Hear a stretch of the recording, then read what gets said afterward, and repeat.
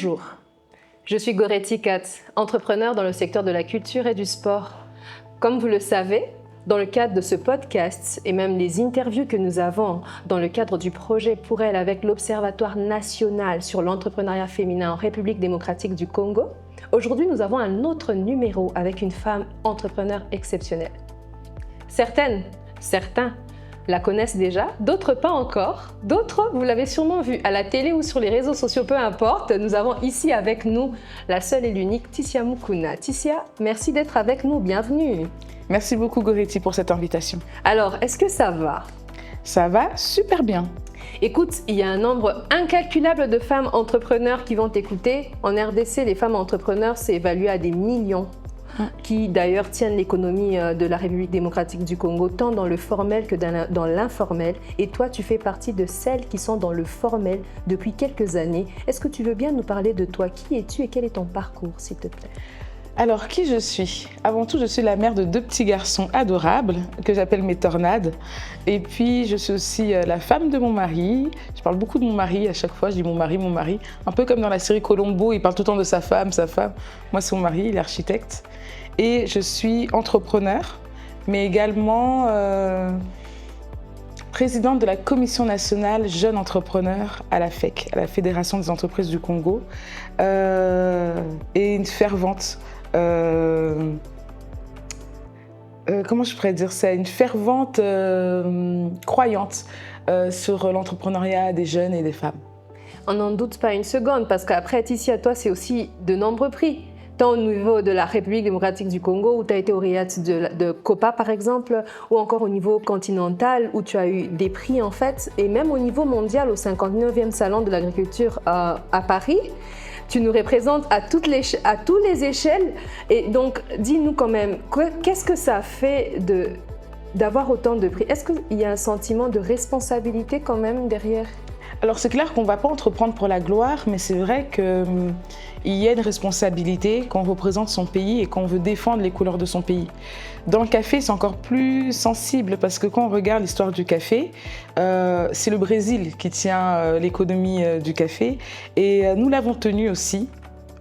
Fut un temps, il y a 40 ans, où la RDC était l'un des premiers pays producteurs de café. Aujourd'hui, c'est plus le cas.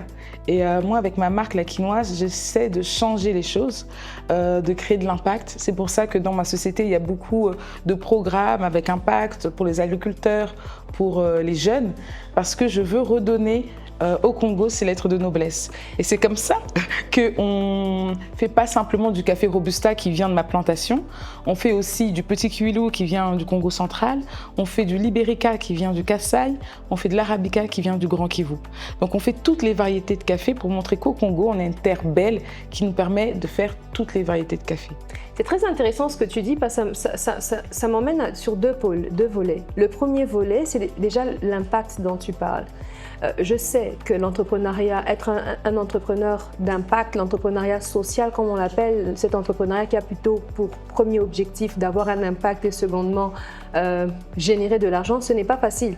Parce qu'il faudrait s'assurer qu'il y ait une rentabilité qui suit derrière. Dis-nous, comment tu fais pour avoir cette balance? C'est à peu près 200 emplois autour de ton activité, n'est-ce pas? Quel est l'équilibre? Comment tu crées cet équilibre? L'équilibre est arrivé naturellement en tous les cas pour moi. Quand j'ai fait La Quinoise, très vite je me suis rendu compte que j'étais la seule plantation de café à Kinshasa. Donc il y avait une originalité. Au départ c'était un challenge. Donc je me suis dit ok super, challenge réussi, le café pousse à Kinshasa, tout le monde me disait que c'était impossible, finalement ça l'est. Mais quand je parlais aux gens en leur disant que j'avais une plantation de café à Kinshasa, personne ne me croyait. Tout le monde me disait mais non, c'est impossible, la plantation faite au Congo central. Personne ne me croyait jusqu'au moment où un journal français, Le Monde, est venu dans ma plantation et a fait un article. Elle fait pousser du café à Kinshasa. C'était mon premier article et c'était un article international.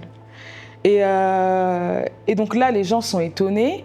Je commence à recevoir des appels de personnes qui me disent que je peux envoyer leur café, que je peux envoyer mon café plutôt dans leur usine au Liban, en Turquie, qui vont transformer ça. Mais tout d'un coup, la marque s'appellerait autre chose. Exactement. Si j'ai envie que la marque reste congolaise, il faut que je crée ma marque. Et c'est comme ça que j'ai créé La Quinoise. Et donc du coup, dès le début, j'ai su que mon entreprise portait un message. Ok. Et donc c'est pour ça que maintenant, même dans mon développement, il y a un développement avec un impact fort, que ce soit le fait de relancer des plantations de café abandonnées, que ce soit notre programme d'insertion pour les jeunes, un chariot, un boulot. Tout ça, c'est fait effectivement dans une société lucrative, une entreprise privée, mais toujours dans un souci d'avoir un cercle vertueux et de créer de l'impact. Aujourd'hui, on a plus de 40 personnes qui sont chefs café, donc qui ont un chariot, plus de 185 personnes qui bénéficient de façon directe ou indirecte du fait qu'on relance des plantations de café abandonnées. J'ai aussi mes employés. Donc finalement, la quinoa, c'est pas qu'une histoire de Tissia Mukuna, c'est une histoire congolaise. Et je pense que c'est pour ça aussi que les gens aiment soutenir cette initiative, parce que derrière, c'est l'impact pour nous tous. C'est intéressant à t'entendre parler parce que c'est vrai, Tissia, quand on te voit, quand on voit le travail que tu fais, on a vraiment le sentiment d'avoir un peu notre emblème aussi. On a le sentiment d'avoir quelqu'un qui porte notre nom en tant que Congolais et en tant qu'entrepreneur congolais, tu vois. Et à vrai dire, là, les gens sont habitués à ça, à te donner un peu cette responsabilité qu'apparemment tu portes très bien. Mais la question qu'on pourrait se poser, c'est: et toi, en tant que personne, est-ce que ça ne te pèse pas parfois? Est-ce que ce n'est pas parfois un peu lourd d'avoir tout ça, oui. Ça me pèse pas, mais parfois ça peut me rendre nerveuse.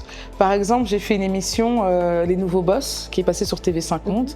TV5 est la première chaîne africaine. Et donc du coup, suivi en Afrique. Et donc du coup, je savais que quand j'allais aller faire cette émission, il fallait pas que je me foire, parce que derrière, c'est tout un pays qui me regarde, et je voulais surtout rendre fiers tous les Congolais partout dans le monde, qu'ils soient au Congo, qu'ils soient au Canada, en Suisse, en Belgique. Je voulais vraiment rendre tout le monde fier. Et donc j'avais beaucoup de pression. Alors je suis contente, je suis arrivée jusqu'en finale. Je me dis, bon, ça va, je suis arrivée quand même jusqu'en finale. Ouais. Mais c'est vrai que j'avais aussi un peu cette pression. Une autre fois aussi, j'ai été sélectionnée pour représenter le Congo en Chine pour une foire France-Chine, et chaque pays d'Afrique était représenté par une jeunesse. Okay. Et moi, je représentais le Congo. Et là aussi, j'avais cette petite pression de me dire, bon, là, les choses commencent à devenir sérieuses. On est en train de m'envoyer comme un footballeur aller représenter le pays. Je dois rendre les gens fiers. C'est très important pour moi. Et aujourd'hui, j'ai envie de créer d'autres footballeurs là, qui peuvent aussi avancer. C'est comme ça que j'ai lancé le programme Mosala Elengi, qui est mon dernier programme, mon troisième programme à impact, finalement, avec la quinoise, où on forme 100 jeunes de moins de 35 ans, congolais, c'est un des critères d'éligibilité, très bien. Et qui évoluent dans le milieu de l'agribusiness. Ça peut être de l'agritech, ça peut être de l'agro-industrie. On les forme pendant 2 mois, ces 100 jeunes. Après cette formation, on va sélectionner les 20 meilleurs projets qui vont pitcher pour qu'on puisse donner un prix aux 3 meilleurs projets. Ça permet de les former, mais aussi de les accompagner, de leur donner un soutien financier et technique. Et pour moi, ça, c'est important. Et j'espère te voir parmi les gens qui vont aussi accompagner et faire monter ces jeunes-là. Avec joie. Quand il s'agit de faire grandir, en tout cas, notre écosystème et les jeunes de notre écosystème, tu sais que c'est avec joie et avec plaisir. Peut-être même qu'on ajoutera ça dans le numéro, qui sait, dans le podcast, on pourra voir un peu un brief de ce que tu auras fait en t'entend. Et encore une fois, on sent cette responsabilité, Tissia. Tu formes et tu formes, je le sais, parce que quand j'ai travaillé avec un autre incubateur de la place, j'ai eu le plaisir de voir comment tu étais investi dans la formation on les appelle charioman à Kinshasa, mais en tout cas ces jeunes qui avaient leur chariot pour vendre leur café. On sent que tu es investi à plusieurs niveaux. Mais maintenant, Tissia, où est-ce que toi tu trouves les ressources en fait pour ta force? Où je trouve toute cette énergie. Exactement. J'aime ce que je fais. Je pense que c'est important de faire un travail, surtout en entrepreneuriat, d'avoir un projet qui nous épanouit. J'ai pas l'impression de travailler en fait. Quand je suis avec mes équipes, qu'on fait des brainstorming, j'ai pas l'impression de travailler. Si bien que même mon bureau, j'ai un petit carré, mon bureau à la maison, j'ai un petit carré, un parc où mes enfants peuvent jouer dans mon bureau. Donc j'ai vraiment pas l'impression de travailler. La quinoa, c'est plus qu'un café. Ok. Vous allez voir que peut-être nos concurrents vont se dire, bon, elle fait du café, moi aussi je fais du bon café, c'est vrai. Tout le café congolais est bon, ça exact. Je peux vous l'assurer, vous pouvez, il n'y a pas à hésiter. Oui. Tout le café congolais est bon. Maintenant, je pense que pour moi, cette énergie vient du fait qu'on fait plus qu'un café. On aide l'écosystème, on forme, on crée des communautés, on crée une synergie. Et c'est d'ailleurs pour ça que j'ai aussi créé EcoSpace avec des amis. EcoSpace, c'est un centre de formation, c'est un incubateur spécialisé dans les projets verts, mais c'est aussi un espace de coworking, une famille où les entrepreneurs peuvent se rencontrer et peuvent échanger, créer vraiment une synergie entre Congolais. Souvent, on dit qu'au Congo, on ne sait pas travailler ensemble. On dit qu'on est toujours dans une rivalité malsaine, on veut voir l'autre échouer. C'est très difficile pour les gens d'aller prendre un soutien en disant « Tiens, est-ce que cette personne peut m'aider à me donner des conseils ?» Ils vont critiquer, même quand ils ne sont pas du tout du même domaine que vous. Nous, on voulait montrer que c'est faux. Qu'il y a des jeunes qui peuvent travailler ensemble et qui vont réussir ensemble et qui emmènent d'autres avec eux. Je suis d'accord avec toi parce que c'est vrai qu'il y a une légende, des stéréotypes sur le fait que les Congolais sont parfois un peu froids les uns avec les autres. Je te disais tout à l'heure que, par contre, j'observe avec toi que c'est très facile. Pas très facile, mais en tout cas, tu es autant que possible disponible quand il faudrait apporter un plus, inspirer et accompagner les autres femmes. Et même à ce sujet, là, c'est l'entrepreneur qui nous parlait et on peut sentir aussi un certain leadership de réunir les acteurs de l'écosystème. Tu es entrepreneur, tu es une femme, tu es engagée, tu réunis les acteurs de l'écosystème, tu formes, tu accompagnes. Tu es une femme, pour revenir à ce point. Et on sait que les femmes, c'est pas évident. Et ça, c'est même la question aussi de cette interview. 80% des personnes à qui sont destinées cette vidéo, quand on va la monter et la publier, c'est surtout des femmes entrepreneurs. Qu'est-ce que tu as rencontré comme difficulté en tant que femme? Ouf. Je pense que la difficulté principale, c'est la crédibilité. En tant que femme, on pense souvent qu'il y a un mari derrière nous, un papa, un oncle, un frère, que ce n'est pas nous qui avons vraiment les stratégies qu'on est en train de mettre en place et qu'il y a un autre leader en fait et que nous on est juste le parapluie pour cacher le vrai boss. Je pense que me battre pour cette crédibilité était très compliqué. Et puis aussi mon secteur, c'est quand même un secteur beaucoup dominé par l'homme, le secteur industriel en général. Et à titre d'exemple, j'ai 2 anecdotes sur ce qu'est être une femme, entrepreneur dans mon domaine. Première anecdote, on va voir un client qui parle beaucoup. C'est le directeur des achats, directement il parle beaucoup. Quand j'arrive avec mon assistant, il pense que l'assistant est le boss et que moi je suis l'assistante. Donc il fait son monologue, ah, bonjour, asseyez-vous, nanana. Et je vois quand il parle qu'à mon assistant. Moi, il me regarde à peine. Et quand il me regarde pour la première fois, il me dit, bon, mademoiselle, c'est très bien, maintenant est-ce qu'on peut goûter ce café, est-ce que vous pouvez nous servir? Ok, attends, tu as vraiment vécu ça. Ok, j'aimerais vraiment, qu'est-ce qui se passe ensuite? Alors du coup, mon assistant commence un peu à s'agiter en se disant, oula, attends, je dis à mon assistant, je lui fais signe de se calmer, je sers le café. Oui. Et je lui dis, monsieur, est-ce que vous avez apprécié le café? Il dit, oui, j'ai apprécié. Il se retourne encore vers l'homme. Je lui dis, très bien, parce qu'en fait, on ne s'est pas présenté jusqu'à présent. Je m'appelle Tissa Mukuna, je suis la fondatrice et PDG de La Quinoise et nous sommes le premier café qui pousse à Kinshasa. Là, il me regarde, il rigole, il me dit, toi, je t'aime bien. Ah, toi, madame, je t'aime bien. Parce que l'audace que vous avez, vous ne m'avez même pas corrigé. Je dis, mais non, le café va parler à sa place. Et depuis, c'est devenu l'un de nos principaux clients. À chaque fois qu'il me voit, il me dit, la boss des boss. Non, mais ça, c'est génial. Tout ça pour dire que parfois, on peut rencontrer des difficultés. On va mettre à mal votre crédibilité. On ne va pas s'énerver. Le travail parle. Et la deuxième anecdote? La deuxième anecdote, ouais. Là, je pense que c'était aussi lié à mon âge. Okay. Je venais à peine de commencer. Moi, quand j'ai commencé, j'avais un peu le syndrome de l'imposteur, dans le sens où je ne viens pas d'une famille de caféiculteurs. Souvent, vous allez entendre quelqu'un qui fait du café, on va vous dire « mon père faisait du café, mon grand-père avait une plantation ». Moi, je suis la première génération. En plus, mon café est à Kinshasa, donc je suis la seule plantation. Parfois, je peux avoir des critiques « ah, un café à Kinshasa, à mon avis, c'est pas si bon que ça ». Donc du coup, je devais aussi me battre un peu sur ça. Donc j'avais l'impression d'être une impostrice parmi ces grands hommes qui font du café depuis des générations. On a une réunion très importante de caféiculteurs avec plusieurs caféiculteurs. On devait faire une journée ensemble, la Journée internationale du café, où on allait tous exposer, on est en train d'organiser ça. j'ai un master en marketing, j'ai un MBA en négociation des affaires et je vois que cette journée internationale du café au Congo, personne ne la connaît. Il faut faire plus de marketing, plus de pubs, négocier des contrats avec des hôtels, des trucs. Bref, je voulais montrer aussi mon savoir-faire. Je vais intervenir pendant cette réunion, je suis la seule femme et la seule jeune.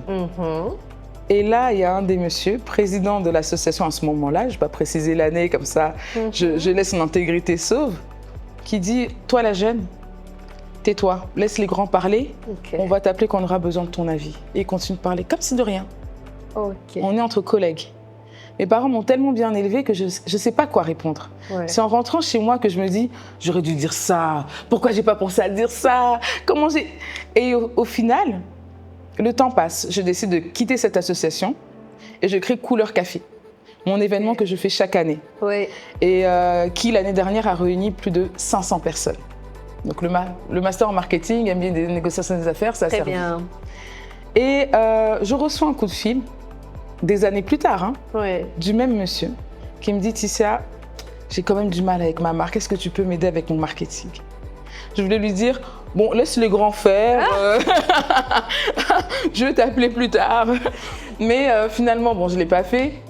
Et à vrai dire, je n'avais pas le temps pour l'aider. Mais pour dire que parfois, on peut vraiment essayer de vous diminuer. Mal vous parler, vous décrédibiliser, vous prendre pour l'assistante, vous négliger, etc. Je pense que le travail parle toujours.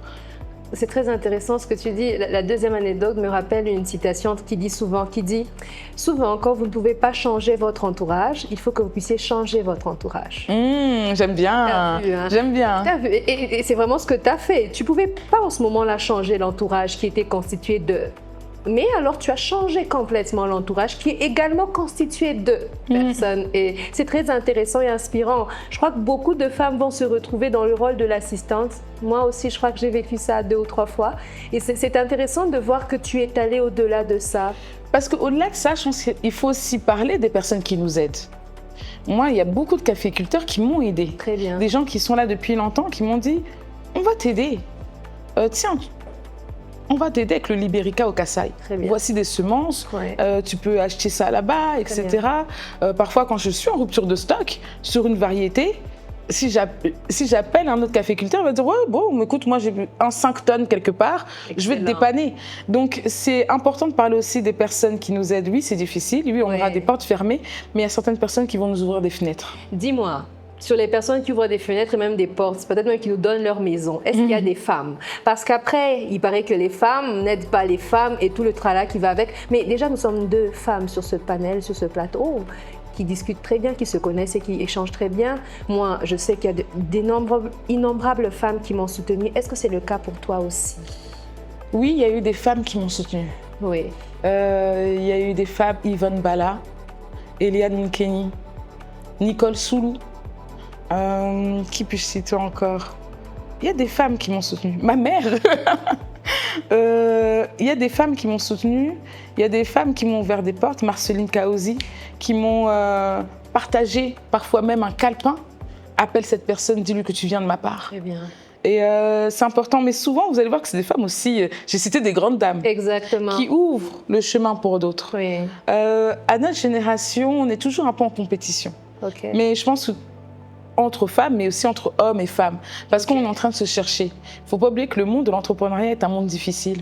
Souvent, on regarde dans les réseaux sociaux ou dans les conférences, on s'aide, etc. C'est vrai et c'est bien quand c'est le cas, mais il ne faut pas que les jeunes oublient que le monde entrepreneurial est un monde de requins, difficile, où personne ne va te laisser une place au soleil, où vous allez voir que la place au soleil est occupée par la même personne depuis 20 ans et elle ne va pas bouger. Donc à vous de vous créer une place. C'est pas le monde des bisounours, comme je le dis souvent. Souvent, on va même croire que la politique est un monde difficile. Mais est-ce que vous avez vu la jungle de l'entrepreneuriat?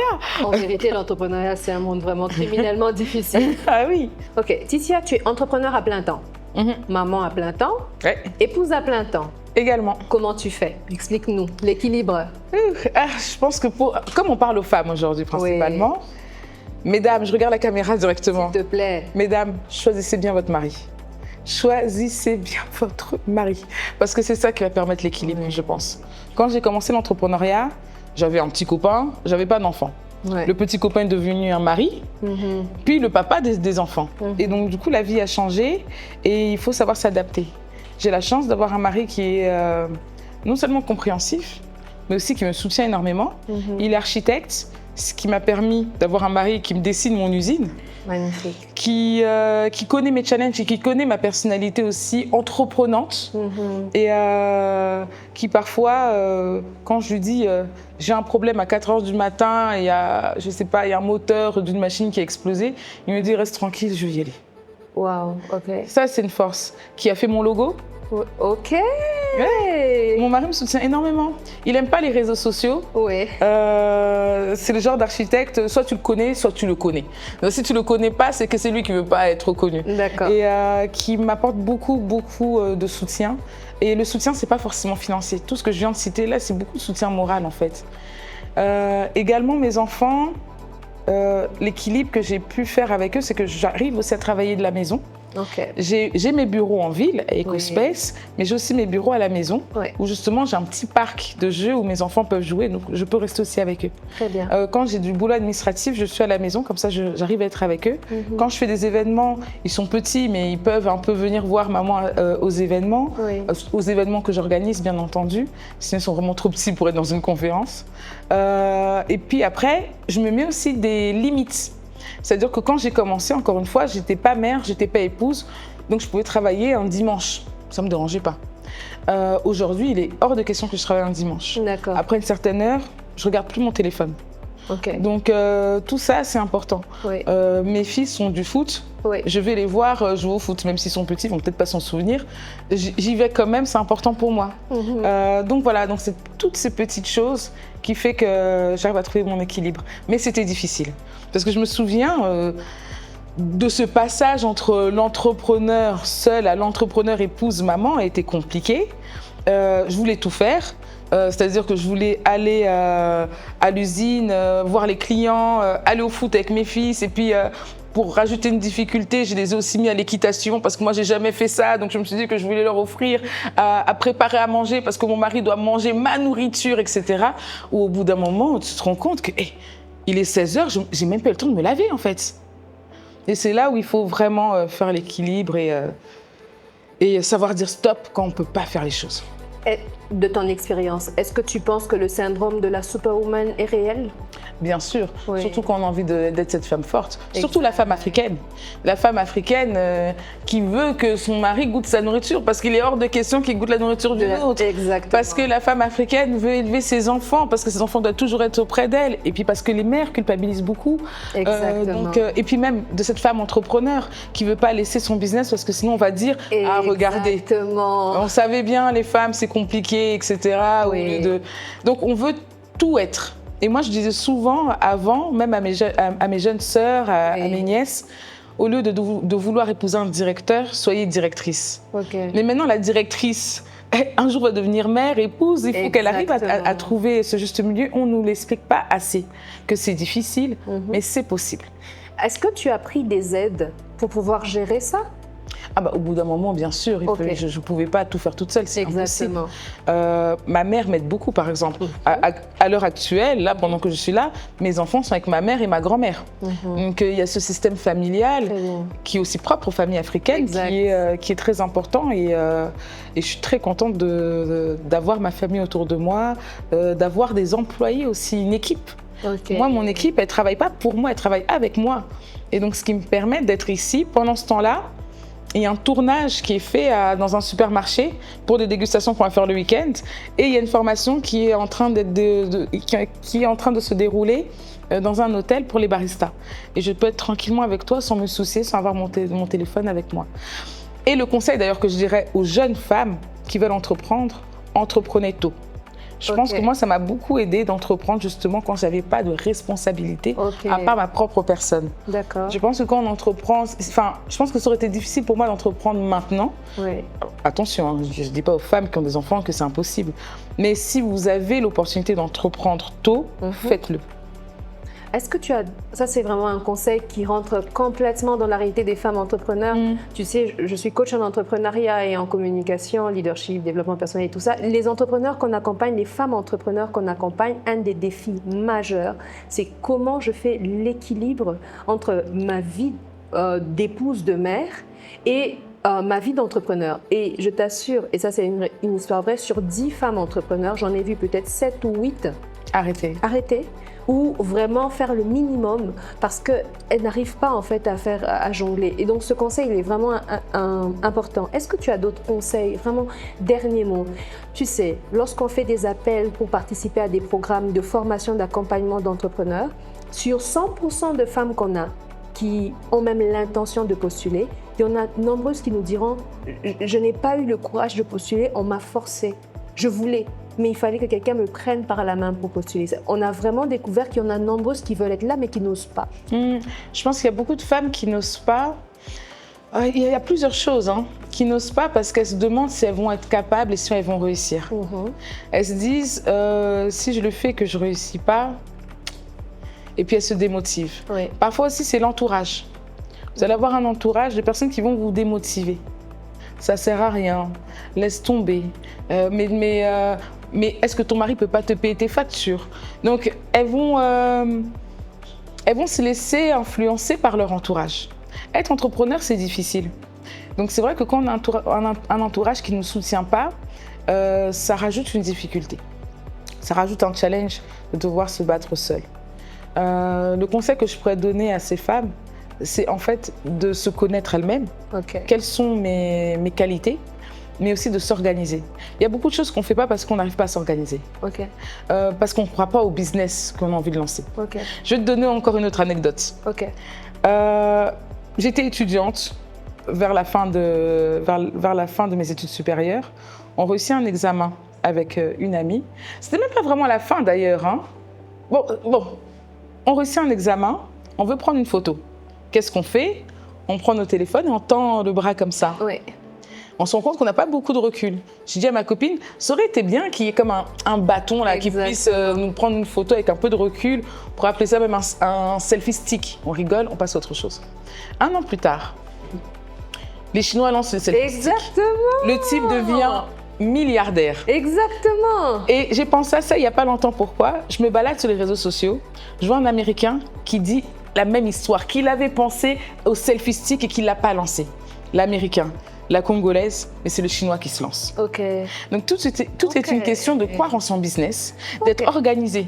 À ce moment-là, si je croyais à cette idée venue comme ça, si j'étais organisée, j'aurais pu, ok, un selfie stick, ça coûte combien? Est-ce que d'autres ont ce problème de ne pas voir? Bref, je me lance parce que j'arrive à m'organiser, en fait, j'arrive à organiser ma vision. Et je pense que pour les femmes, essayez d'organiser votre vision et lancez-vous. Parce qu'un jour, vous allez voir qu'un Chinois, une Indienne, une Mexicaine s'est lancée. Et vous êtes peut-être assis sur des milliards de dollars. Je suis d'accord avec toi. J'ai vu une chose, je suis fan de cocktails et un des challenges avec les cocktails, c'est que les glaçons fondent et que le goût se dissipe. Et devine qu'il y a un entrepreneur japonais qui a créé des glaçons qui ne fondent pas. J'ai vu ça. Et donc j'étais en mode, le jour où j'ai pensé à ça et j'ai vu ça au Japon, je me suis dit, girl, il faut que tu fasses quelque chose ici. C'est beaucoup d'idées comme ça qui nous viennent parfois et qu'on laisse passer pour plusieurs raisons, parce qu'on ne croit pas en nous. Je vais même donner une idée, si quelqu'un veut se lancer. Vas-y. C'est une idée que j'avais eue à l'époque où j'étais étudiante, c'était un projet d'études. On a toutes des talons. Exactement. Parfois, à un moment donné, il y a la boue, etc., où on marche trop, on a mal aux pieds. Exact. Des talons qu'on peut enlever et ça devient des ballerines. J'ai vu qu'il y avait des gens qui avaient aussi lancé ça et j'avais eu l'idée quand j'étais étudiante. C'est incroyable, hein? Parce qu'on ne croit pas en nous. Tu as une autre idée que tu es censée lancer avant que ça n'apparaisse? Femmes qui nous écoutent, si vous avez des idées, lancez-vous, vraiment. Le Congo en a besoin, le monde en a besoin et on ne sait jamais à quel point on va toucher, impacter des vies. Tissia, c'est de nombreuses vies qui sont touchées et pas que des vies, c'est le pays entier qui est positivement représenté à plusieurs occasions. Et pour ça, franchement, on est très fiers de toi. Merci. Et on te remercie encore.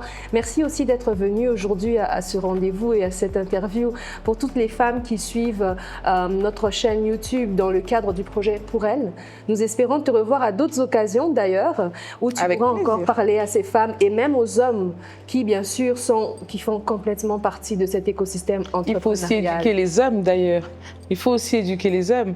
Il ne faut pas juste motiver la femme, il faut aussi éduquer les hommes. On va essayer de faire les deux à la fois. De toute façon, derrière, c'est comme d'ici d'ailleurs, c'est beaucoup d'hommes qui sont avec nous, mais on croit qu'il y a aussi beaucoup d'hommes qui sont en train de nous suivre, que ce soit ceux qui font en sorte que ce numéro existe ou encore ceux qui nous suivent, ou tous les hommes qui ont femmes, mères, épouses, sœurs qui se lancent dans l'entrepreneuriat. Vous n'avez pas idée d'à quel point l'impact pourrait être grand. À l'exemple de Ticia ou de toutes les autres femmes que nous recevons dans différents numéros, peut-être que c'est celle qui est avec vous, assise à vos côtés, peut-être même en train de suivre cette vidéo, qui va être la prochaine à être reçue ici, ou encore qui va écrire un nouveau chapitre de l'entrepreneuriat féminin en République démocratique du Congo. Merci à chacun d'entre vous de nous avoir suivis. Merci à Ticia d'avoir été avec nous et rendez-vous au prochain numéro.